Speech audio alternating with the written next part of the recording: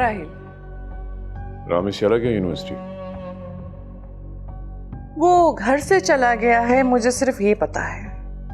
अब वो यूनिवर्सिटी गया है या फिर रमा के साथ डेट पर, इसके बारे में मैं कुछ नहीं कह सकती। तो समरा प्लीज, जो मुंह में आया बोल देती हो, सोच समझ के बोला करो। मैं सोच समझ कर ही बातें कर रही हूं। तुम देखना, ये रमा और रामेश की मेल मुलाकातें ना फरजान लोगों की नजरों में तुम्हें दो कौड़ी का कर देंगी। समरा प्लीज, हमेशा नेगेटिव सोचने की आदत बदलो अपनी।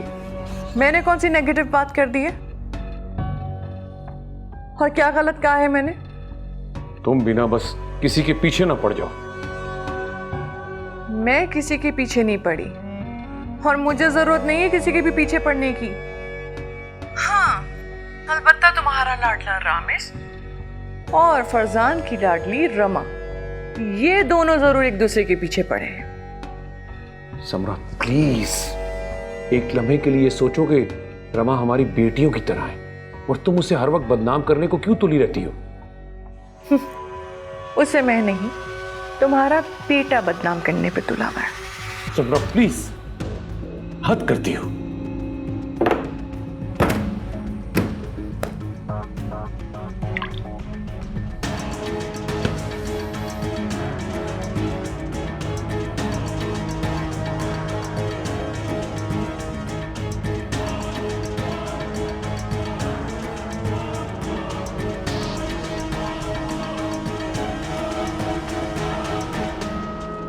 बहुत तकलीफ होती है ना अपने बेटे के बारे में बात सुनकर, सच्ची बात सुनकर।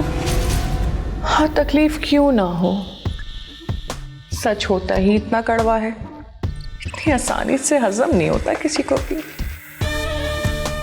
क्यों ना मैं रमा के माँ बाप से खुद बात करूं और उनसे कहूं कि वो अपनी बेटी को समझाएं।